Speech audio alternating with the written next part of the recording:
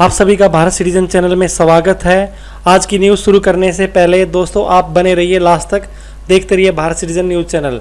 अगर आपने हमारा चैनल सब्सक्राइब नहीं किया तो जरूर कर लें, साथ में बेल आइकॉन का बटन जरूर दबाएं। आज चलते हैं सबसे पहली न्यूज़ पे। भारत में इतनी तेजी से क्यों बढ़ रहे हैं कोरोना केस? आईसीएमआर ने बताया कारण। भारत में कोरोना वायरस के मामले लगातार ही बढ़ते जा रहे हैं। कई राज्य ऐसे हैं जहां संक्रमण की स्थिति विस्फोटक होती जा रही है। देश में बुधवार को कोरोना वायरस संक्रमण के कुल मामले की संख्या 32.5 लाख के पार पहुंच गई।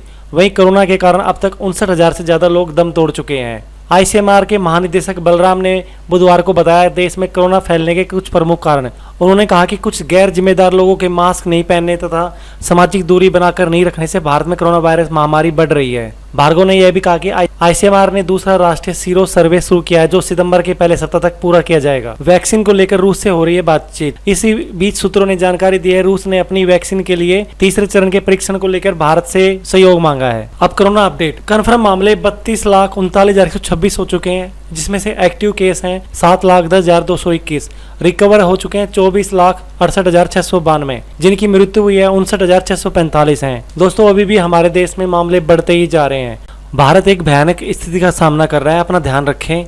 अगली खबर पे चलते हैं। चीन अमेरिका में तनाव बढ़ा। चीन ने कहा अमेरिका के 2 जासूसी विमान हमारे देश में घुसे, कुछ भी हो सकता है। अमेरिका और चीन के बीच एक बार फिर तेजी से तनाव बढ़ गया है। चीन का आरोप है कि अमेरिका के 2 एडवांस जासूसी विमान ने पिछले दिनों उनकी सीमा में घुसकर मिलिट्री ड्रिल को रिकॉर्ड किया है। घटना उत्तरी चीन की है, हालांकि स्टिक लोकेशन की जानकारी नहीं दी गई। अमेरिका ने चीन का आरोप तो खंडन नहीं किया, लेकिन कहा हमने किसी नियम को नहीं तोड़ा।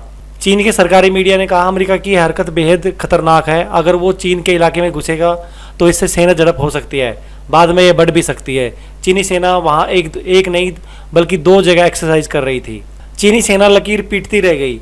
U-2 एयरक्राफ्ट कई घंटे तक चीन के आसमान में 70,000 फीट की ऊंचाई पर मंडराते रहे। उन्होंने पूरी मिलिट्री एक्सरसाइज कैप्चर की। इसके बाद आराम से हिंद महासागर में अपने बेस पर लौट गए। चीन की सेना को इसकी भनक तक नहीं लगी। बाद में इमरजरी के जरिए इसको पता चला कि क्योंकि तब इनकी ऊंचाई काफी कम हो गई थी। अगली खबर पे चलते हैं। भारत के मोस्ट वांटेड दाऊद इब्राहिम को करीब 2 दशक से पाल रहा पाकिस्तान अब उससे छुटकारा पाना चाहता है, लेकिन इससे वो अपने ही जाल में फंस गया है। सरकार उसे भारत को सौंपने के लिए तैयार है, लेकिन सेना इसके लिए तैयार नहीं है। सेना उसे पाकिस्तान से बाहर कहीं मार देना चाहती है। सबसे बड़ी बात यह है कि फौज और सरकार दोनों को जल्दी कोई फैसला लेना होगा, क्योंकि अक्टूबर में पाकिस्तान को फाइनेंशियल टास्क फोर्स के सामने आतंकवादियों पर कई कार्रवाई का ब्यौरा सौंपना है। और अनजाने में ही सही पाकिस्तान ने पिछले 2 दिनों में यह मान लिया है कि दाऊद इब्राहिम पाकिस्तान में है, क्योंकि अंडरवर्ल्ड डॉन दाऊद इब्राहिम के नेटवर्क की बदौलत पाकिस्तान फौज और ISI ने ड्रग तस्करी की, लाखों डॉलर कमाए। अब यह बंद हो चुका है, इसलिए पाकिस्तान फौज इससे छुटकारा पाना चाहती है। आपकी जेब पर कोरोना वायरस ने कितना असर डाला? हो सकता है कि आप कहें कि कुछ नहीं, या ये भी कह सकते हैं कि हमारी नौकरी चली गई। इस कोरोना की वजह से आपकी जेब पर जो असर पड़ा है शायद आपको नहीं पता, लेकिन एक सर्वे में पता चला है कि भारत में हर व्यक्ति को 27,000 के करीब नुकसान हुआ है। ये हवाई बात नहीं है, बल्कि देश से सबसे बड़े सरकारी बैंक SBI की रिपोर्ट में ये फैक्ट सामने आए हैं। देश के हर व्यक्ति को 27,000 रुपए का नुकसान हुआ है। टॉप 20 राज्य जहां हर व्यक्ति को सबसे ज्यादा नुकसान हुआ है। चंडीगढ़ में 77,545 का प्रति व्यक्ति नुकसान हुआ है।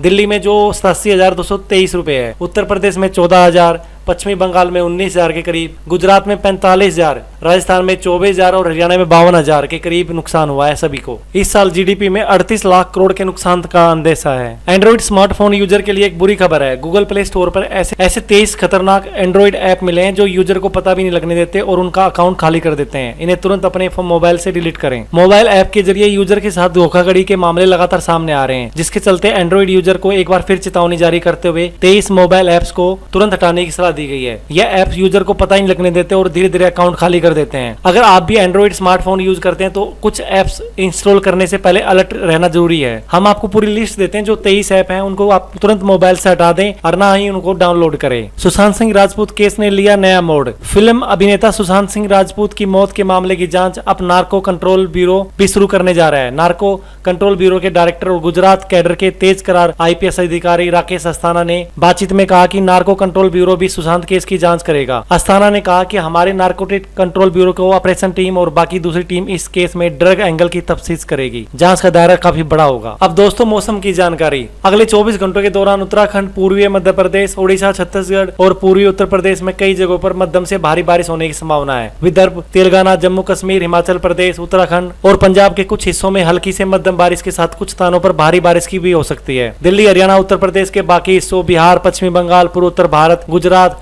कोंकण, गोवा, केरल, आंध्र प्रदेश और तमिलनाडु के कुछ हिस्सों में हल्की बारिश से मध्यम बारिश होने के अनुमान है। दोस्तों आपको आज की न्यूज कैसी लगी नीचे कमेंट्स करके जरूर बताएं।